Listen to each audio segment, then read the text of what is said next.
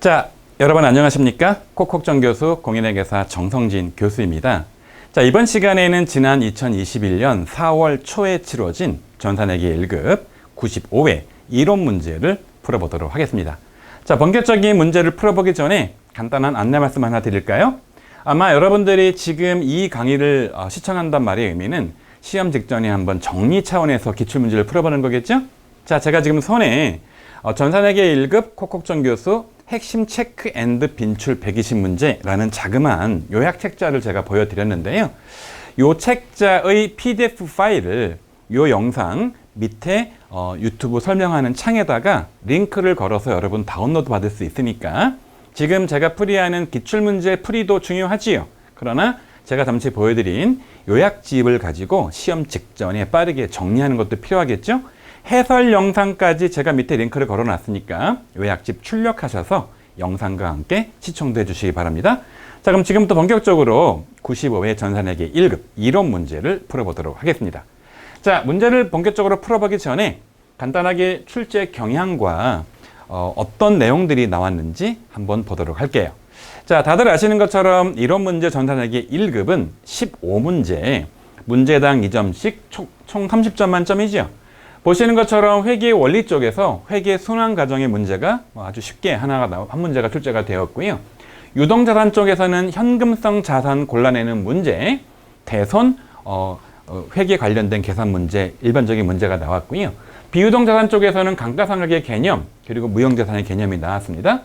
그리고 부채와 자본 쪽에서는 자본의 종류를 묻는 문제가 나왔죠.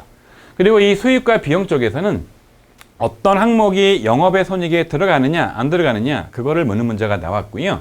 그래서 회계 원리 쪽에서는 일반적으로 자주 나오는 문제들이 그냥 나와서 어렵지 않게 출제가 되었다, 이렇게 요약할 수 있고요.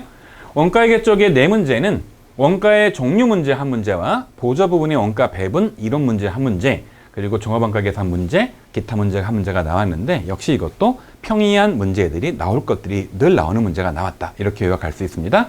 부가가치세는 세금계산서 문제 한 문제와 다른 문제가 두 문제가 더 나왔는데 이것도 역시 그렇게 어렵지 않은 문제가 출제가 되었습니다. 자, 그러면 지금부터 구체적으로 어렵지 않게 출제되었던 95회 전산회계 1급 문제를 본격적으로 풀어보도록 하겠습니다. 자, 먼저 회계원리 1번 문제이죠. 다음 중 기말 결산 과정에서 가장 먼저 수행해야 될 절차는 무엇이냐라는 회계 순환 과정의 문제가 나온 거죠. 자, 상상을 한번 해보세요. 최종적으로 재무제표가 만들어지는 겁니다. 그런데 시산표 기준으로 수정 전이 있고 수정 후가 있는데 이 사이에 기말 결산 분기가 들어가죠. 또 하나 중요한 거, 여러분 손익계산서를 먼저 만들게요, 재무상태표를 먼저 만들게요? 기본적으로 손익계산서를 먼저 만들어야 됩니다. 그런 다음에 여러분 이게 재무상태표의 이익잉여금으로 들어가기 때문에 그 다음에 재무상태표가 만들어지겠죠? 자, 이 논리를 가지고 풀어볼까요? 가장 먼저 수행할 거. 자, 여러분 재무제표의 작성은 제일 마지막에 이루어지겠죠? 그리고 보시는 것처럼 수익비용 계정 마감이 돼야 손익계산서가 만들어지겠죠? 이것도 아니겠죠? 근데 나온 내용을 보니까 수정 전이 시산표가 있고 기말 수정 분기가 있는 거 아니겠습니까? 자, 기본 상식이 수정 전 시산표가 나오고 수정호가 나오는 건데 가운데 기말 수정 분기를 해야 되는 거겠죠? 따라서 요게 먼저 나오고 이게 다음일 거 아니겠습니까? 정답은 2번이 되는 겁니다. 제가 여러분 본 전산회계 1급 본 강의에서도 말씀드린 적이 있고 좀 전에 보여드린 요약집에도 나와 있지만 이 문제는 딱 핵심이 두 가지예요. 한 가지는 이겁니다. 손익계산서가 먼저 만들어지고 재무상태표가 만들어지는 거죠. 손익계산서를 만들기 위해서는 수익비용 계정 마감을 해야겠죠. 또 하나가 뭐냐면은요. 자, 수정 분기를 집어넣은 다음에 수정 후 시산표가 나오는 거 아니겠습니까? 두 가지만 알면 이런 자주 나오는 빈출 문제들은 바로 풀 수 있겠죠? 자, 두 번째 문제입니다. 다음 자료에 의하여 결산 시 재무상태표에 표시되는 현금 및 현금성 자산의 금액은 얼마이냐? 가끔씩 시험 문제에 항목을 골라내는 문제가 나오기도 하고 이렇게 항목에 금액이 표시가 되어 있어서 같이 계산하는 문제 나오기도 합니다. 자, 먼저 현금처럼 바로 쓸 수 있는 걸 뭐라고 부르는 겁니까? 현금 및 현금성 자산이라고 부르는 거죠. 자, 현금처럼 쓸 수 있단 말의 의미는 뭐냐? 금고에 있는 현금 내지는 자기합 수표 같은 것들 내지는 지금 당장 바로 현금화가 되는 거, 그 기준이 3개월 아니겠습니까? 볼게요. 국세 환급 통지서. 이게 무슨 말이냐? 내가 세금을 더 낸 겁니다. 이 통지서만 들고 세무서를 가면 돈을 바로 주는 겁니다. 따라서 이 20만 원은 내가 언제든지 현금처럼 찾아 쓸 수 있기 때문에 현금성 자산이 되는 거죠. 선일자 투표? 굉장히 어려운 내용입니다. 여러분, 일반적으로 실무상 선일자 투표는 없어요. 내가 수표를 지금 발행하는데 그 통장 잔고가 없는 거예요. 투표가 제시되면 통장과 잔고가 빠져나가는 거죠. 그러니까 이 수표의 발행 일자를 나중에 돈 들어온 날짜 이후로 만들어서 지금 당장은 쓸 수 없는 수표, 이걸 선일자 수표라고 부르는 거 아니겠습니까? 이건 지금 당장 현금처럼 못 쓰니까 현금성 자산이 아니에요. 우편한 증서. 여러분은 모르시겠지만 우편한 증서란 게 뭐냐면요, 우체국에 가서 내가 특정 사람한테 돈을 보내주고 싶은 거예요. 대표적인 게 바로 경조사 돈 보내주는 거죠. 그럼 우체국에 돈을 10,000원을 내는 겁니다. 그럼 우체국이 알아서 10,000원짜리 증서를 만들어서 상대방한테 전달을 하는 거죠. 그럼 이 우편한 증서를 받은 그 사람은 이 10,000원짜리를 우체국에 제시하면 언제든지 돈을 나한테 10,000원을 줍니다. 그래서 이것도 언제든지 쓸 수 있는 거니까 당장 현금은 아니지만 현금성 자산으로 보는 거 아니겠습니까? 직원 가불금. 직원 가불금이 뭡니까? 직원한테 돈을 빌려준 거예요. 여러분, 얘는요, 엄밀히 말하면 단기 대여금입니다. 직원이 곧 갚겠죠? 여러분, 이거는요, 직원한테 빌려준 대여금이지 얘는 현금이 아닌 겁니다. 자기합 수표? 금고에 있겠죠? 10만 원짜리, 5만 원짜리, 얘는 3만 원짜리네요. 당장 쓸 수 있겠죠. 자, 취득 당시의 만기가 3개월 이내다. 여러분, 제가 3개월이라는 표현을 썼었죠. 이 3개월 이내에 현금화가 돼야 되는데 3개월이라는 말의 의미는 12월 말자 회계기간 말이 아니라 기준일이 바로 취득 당시가 되는 거죠. 따라서 취득 당시 3개월 이내 만기가 도래하는 정기적금, 말이 정기적금 장기성으로 보이지만 3개월 내에 현금화가 되는 거니까 당장 3개월에 쓸 수 있는 거죠. 이것도 역시 현금성 자산으로 봐주는 겁니다.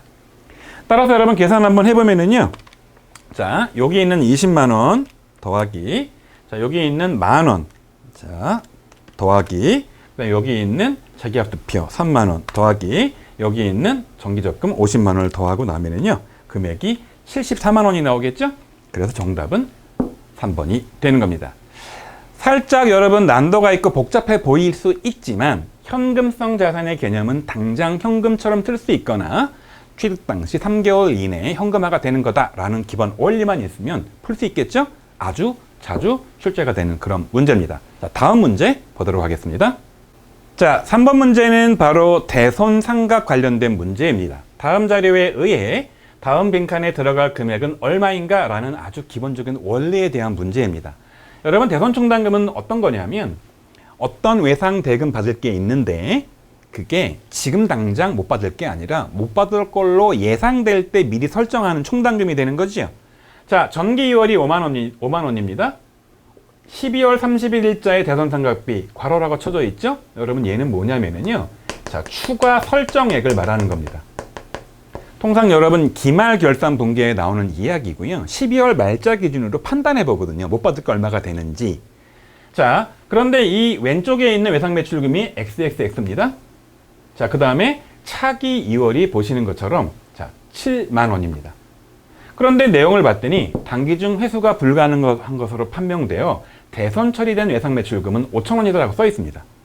여러분, 이 상식 아는 분들은 아시겠지만 대손 충당금에 대해서 미리 설정을 했다가 다음 연도에 실제 못 받을 걸로 실제 못 받은 게 판명돼. 그때 가서 충당금을 떨어버리는 거잖아요. 없애는 거잖아요. 그게 얼마라는 겁니까? 5천 원이죠. 그 X가 바로 5천 원이라는 거죠. 무슨 얘기냐? 기초의 잔액이 얼마가 있었냐면 5만 원이 있었습니다. 이렇게 여러분 치계정으로 표시하면 어려워하는 분들이 많아서 이걸 제가 풀어서 한번 설명을 드려볼게요. 자, 전년도에 넘어온 전기 2월 말을 바꾸면 기초가 얼마가 있었습니까? 5만 원이 있었죠? 여러분, 그런데 단기에 실제 못 받는 게 판명되어서 떨어버린 금액이 얼마예요? 제가 말을 바꿔볼게요. 단기 제각, 단기 없앤 금액이 얼마가 되는 겁니까? 5천 원이라 그랬죠? 마이너스 5천 원이 되겠죠? 여러분, 일반적으로 회계에서는 마이너스란 표현을 쓰지 않고 괄호란 표현을 쓰니까 괄호 표시를 할게요. 그런 다음에 추가 설정한 금액이 있겠죠? 추가 설정 얼마 한 겁니까? 요 금액이겠죠? 얼마인지 모르겠어요. 이게 X예요. 이건 더하기겠죠? 그런데 기말이 얼마가 되는 겁니까? 기말 잔액이. 보시는 것처럼 기말 잔액이 여기에 차기로 엄한 금액이 7만 원이라고 되어 있죠. 이게 7만 원이 되는 겁니다. 살짝 여러분 어려워 보이지만 여러분 이거를 갖다가 방정식으로 풀어보면 이렇게 되는 겁니다. 기초에 5만 원이 있었죠? 여기다가 자 얼마인지 여기다가 5천 원을 단기에 없앴죠? 근데 추가로 얼마를 기말에 더했죠? 이거 얼마가 된 겁니까? 이게 7만 원이 된 거죠. 여러분 이거 풀어보면은요, 요거 풀면 얼마 나오냐면 요 금액이 자 4만 5천 원이 나오죠. 이 금액을 오른쪽으로 슉 이동을 시키면 X는 얼마가 나오느냐? 7만 원 빼기 4만 5천 원이 나오기 때문에 이 금액은 눈으로 봐도 보이네요. 자 얼마가 되는 겁니까? 2만 5천 원이 나오겠죠. 여러분 이렇게 해서 정답은 자 4번이 되는 겁니다. 굉장히 어려워 보이지만 혹시 여러분께서 이 회계 공부를 깊이 오랫동안 하지 않은 분들이어서 좀 기본 개념이 흔들리는 분들이다 라고 하면 T계정에 있는 내용들을 이렇게 그냥 일반적으로 푸는 겁니다. 자, 기초에 얼마 있었다, 기말에 얼마 남았다, 단기에 얼마를 없앴다, 제각했다, 얼마 추가 설정했다. 그래서 기초에다가 요 5만 원에다가 제각한 거는 빼주고 추가 설정은 자 X는 더해주고 나면 얼마가 되는 겁니까? 기말이 되기 때문에 이런 식으로 논리를 전개해 보면 그렇게 어려운 문제가 아닌 겁니다. 자, 다음 문제 풀어보도록 할게요. 자, 이번 문제는 기본적인 이론 문제인데요. 4번 문제입니다. 기업회계 기준에서 자산을 타인에게 사용하게 함으로써 발생하는 수익의 유형으로 옳지 않은 것은 그랬습니다. 여러분 자산을 남한테 사용케 하는 거예요? 이런 문제는 지금까지 한 번도 나와본 적이 없어요. 근데 여러분 이거는 외우는 게 아니라 보시는 것처럼 원리로 풀면 되기 때문에 따져보자는 거죠. 이자 수익, 내가 뭔가를 은행에 예금 맡기는 거죠? 이자를 받는 거죠? 그럼 내가 갖고 있던 자산 중에 하나인 예금을 은행에다 돈을 맡겼기 때문에 맡겨주고 맡기고 돈을 받는 거지요. 이용하고 돈을 받게 하는 거 아니겠습니까? 그러니까 이것도 아하, 내 자산을 다른 사람한테 은행에 이용케 한 다음에 일정 기간 뒤에 이자를 받는 거구나. 당연히 얘는 이용케 하는 수익이 맞겠죠? 정답이 아닐 거예요. 자, 배당금 수익이 뭡니까? 내 돈을 투자해서 투자 금액에 대한 대가로 받는 거죠. 역시 내 돈을 맡겼으니까 이용케 하는 거니까 또 이것이 이용하는 돈 맞겠죠. 로열티 수익? 내가 갖고 있는 뭔 권리를 이렇게 쓰게 하고 그 권리를 사용한 다음에 내가 대가를 받는 거죠. 역시 이용케 하는 겁니다. 여러분 그런데 상품 판매 수익은요, 내가 들고 있는 재고자산을 판 거잖아요. 이건 이용케 아니고 이용케해서 받는 게 아니라 아예 내 자산을 팔아버린 거죠. 따라서 여러분 얘는 이용하는 수익이 아니라 판 수익이다 라고 해서 답은 4번이 되는 겁니다. 자, 다음 문제 볼까요? 다음 중 유형자산의 감가상각비를 계산하기 위한 필수 요소가 아닌 것은 감가상각 방법은 정액법이다. 여러분 정액법은 어떻게 하게 되어 있습니까? 정액법은요, 취득가액에다가 나중에 다 사용한 다음에 이게 얼마가 남을 것인지 잔존가액을 빼게 되어 있고요. 나누기 뭐 하게 되어 있습니까? 내용연수 나누게 되어 있었죠. 여러분 따라서 얼마에 샀느냐? 취득가 원가 중요하죠. 얼마가 나중에 남을 거냐? 잔존가치 중요하겠죠. 그 다음에 얼마 동안 쓸 것이냐? 내용연수가 중요하겠죠. 정답은 1번이겠죠. 여러분 생산량은 언제 중요한 거냐? 이게 생산량 비례법이라는 거를 쓸 때 중요한 거겠죠. 이런 내용입니다. 자, 그럼 다음 문제 풀어보도록 할게요. 자, 6번 문제는 무형자산 관련 문제입니다. 무형자산 관련 설명으로 옳지 않은 것은 그랬죠? 아주 기본적인 원리에 해당하는 그런 문제입니다.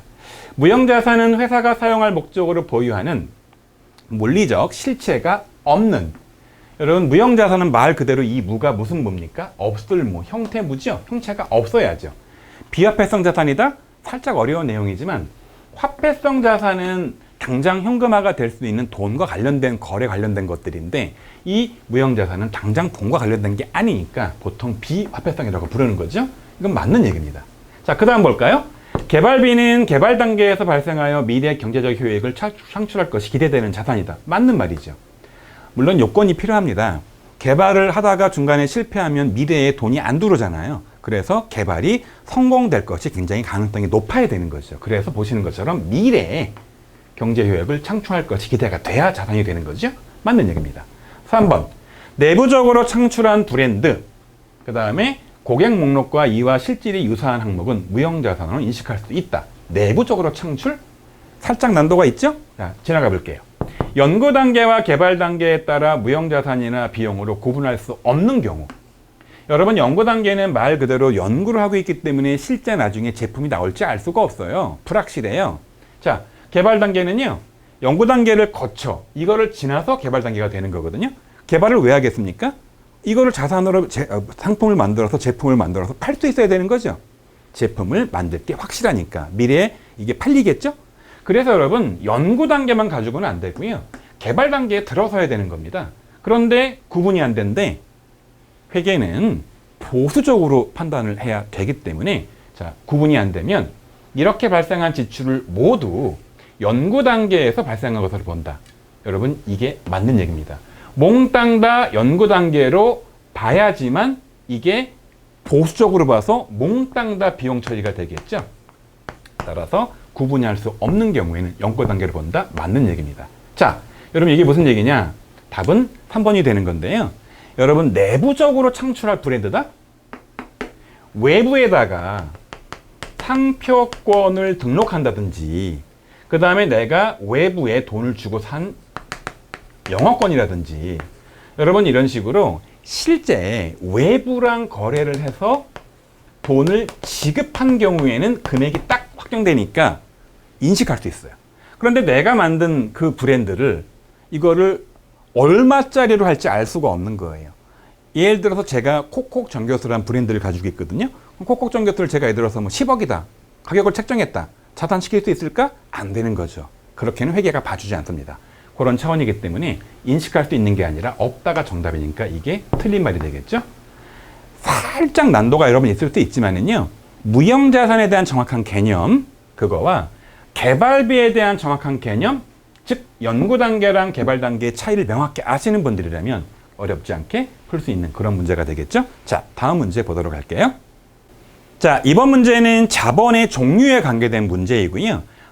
전산회계를 공부한 학생들이 별로 좋아하지 않는, 약간 어려워하는 내용입니다. 볼까요? 다음 자료를 바탕으로 자본 조정의 금액을 계산하면 얼마냐라는 겁니다. 여러분, 이 자본 조정이란 게 자본의 한 항목이잖아요. 자본을 이렇게 그려보면 자본 안에 5가지가 있어요. 가장 앞에 있는 게 자본금이고 제일 마지막에 있는 게 이익잉여금이죠. 뭐 이익잉여금을 미처분 이익잉여금, 이월 이익잉여금이라고 부르기도 합니다. 가운데 하나, 둘, 세 개가 있는데요. 여기 바로 뭐가 있느냐? 자본잉여금이 있습니다. 여기 뭐가 있느냐? 자본 조정이 있습니다. 여기 뭐가 있느냐? 기타 포괄선이 2개가 있습니다. 여러분, 그래서 무조건 전산회계 1급을 공부하는 분들은 요 항목 5가지를 기억하셔야 돼요. 근데 이번 문제가 뭘 묻는 거냐? 바로 요 자본 조정을 묻는 문제예요. 일반적으로 자본 조정은요, 마이너스 항목이에요. 마이너스 항목. 물론 마이너스 항목 아닌 것도 있긴 하지만 이 공부가 편해요. 이렇게 이해하는 게. 뭐가 마이너스냐? 감자차손. 자, 감자란 건 자본을 줄이는 거지요. 증자의 반대말, 출자의 반대말이죠. 근데 차손이래, 차손. 여러분, 느낌상 차손이니까 여기에 표시할 때 일반적으로 여러분 이 자본잉여금은 플러스 항목이거든요. 왜? 이름 자체가 그렇잖아요. 자본 거래하고 남아도는 돈이잖아요. 잉여금. 근데 자본 조정은 마이너스 항목이거든요. 여러분, 느낌상 감자차손은 마이너스 같아요? 플러스 같아요? 느낌에. 감자차손은 여러분 마이너스 항목이에요. 자, 따라서 얘는 자본 조정이 맞습니다. 자, 주식 발행 초과금, 느낌상 주식을 발행하면서 초과할 때, 여러분 주식을 발행해서 초과하면 느낌상 플러스 항목이에요? 마이너스 항목이에요? 잉여예요? 부족이에요? 주식 발행 초과니까 남아돌겠죠? 여러분, 얘는 자본 잉여금이에요. 아니라는 거죠, 자본 조정이. 자기 주식 처분 이익, 여러분 자기 주식을 팔면서 이익이 생겼대. 자기 주식 처분 이익은 느낌상 플러스 항목이에요? 마이너스 항목이에요? 남아돌죠? 플러스 항목이죠? 여러분, 얘는 자본 조정이에요. 이것도 여러분, 얘는 자본 잉여금이에요. 따라서 자본 조정이 아닙니다. 자기 주식, 여러분 자기 주식은요, 내 주식을 내가 산 거예요. 원래는 여기 자산 쪽에 있어야 돼. 단기 매매 증권이 됐던, 매도 관련 증권이 됐던. 그런데 내 걸 내가 샀기 때문에 여기 있는 걸 오른쪽으로 휙 옮겨요. 내 거 있는 자산을 오른쪽으로 휙 옮겨 마이너스로 바뀌겠죠? 역시 자본 조정에 마이너스로 들어갑니다. 얘는 맞는 얘기입니다. 따라서 이 중에 자본 조정은 2개죠. 20만 원짜리 하나, 40만 원짜리 하나. 금액은 얼마가 되는 겁니까? 60만 원이 되는 거죠. 여러분 살짝 난도가 있는 내용이지만 그냥 쉽게 자본잉여는 플러스 항목, 자본조정은 마이너스 항목, 출자한 원금은 자본금, 액면금액. 요건 액면금액이죠. 요건 내가 벌어들인 이익의 당기순이익의 합계죠. 그리고 기타 포괄에 뭐 재평가 적립금이나 재무제표 환산 손익이라든지 가장 흔한 게 바로 매도 가능 증권 평가 손익이 일로 들어가는 거죠. 요 항목들 여러분 반드시 기억을 하셔야 되는 겁니다. 단골 손님이죠. 자, 마지막 여러분 8번 문제를 좀 풀어보도록 할게요.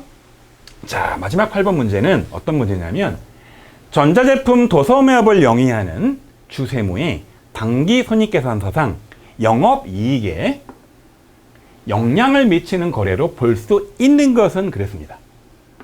여러분 이거는 기본적인 손익계산서의 구조를 묻는 문제예요. 여러분 이거는 반드시 아셔야 되는 내용이고요. 자주 나오는 빈출 문제이자 원리에 해당하는 문제죠. 기본적으로 매출에서 시작을 하는 거 아니겠습니까? 그래서 매출 원가를 빼게 돼 있죠.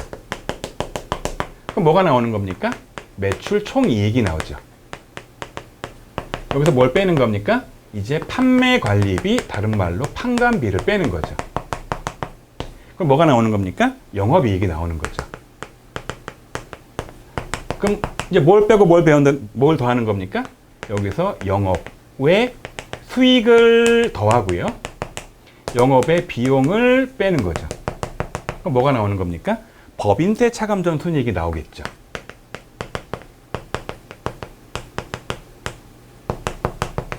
여기서 이제 법인세를 빼고 나면 당기순이익이 나오는 거 아닙니까? 문제는 뭘 묻는 문제죠? 보시는 것처럼 여기 영업이익이라 그랬으니까 요게 영업이익이죠. 요게 영업이익. 이 문제는요, 결국 뭘 묻는 문제냐? 여기에 있는 판관비와 여기에 있는 영업의 수익, 영업의 비용, 말을 바꾸면 영업의 손익, 이 두 개를 구별하는 문제인 겁니다. 잘 보시면은요, 판관비가 바뀌면 영업이익이 바뀌죠. 근데 영업의 수익과 영업의 비용이 들어가면 얘는 안 바뀌고 뒤가 얘가 바뀌잖아요. 여러분 따라서 두 개를 한번 구별을 해보도록 할게요. 첫 번째 문제.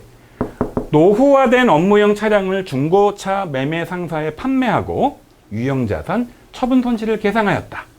여러분 유형자산 처분 손실은 판관비에 들어갑니까? 영업의 손익에 들어갑니까? 처분 손실이니까 이건 어디에 들어가는 거냐? 영업의 비용에 들어가는 거죠.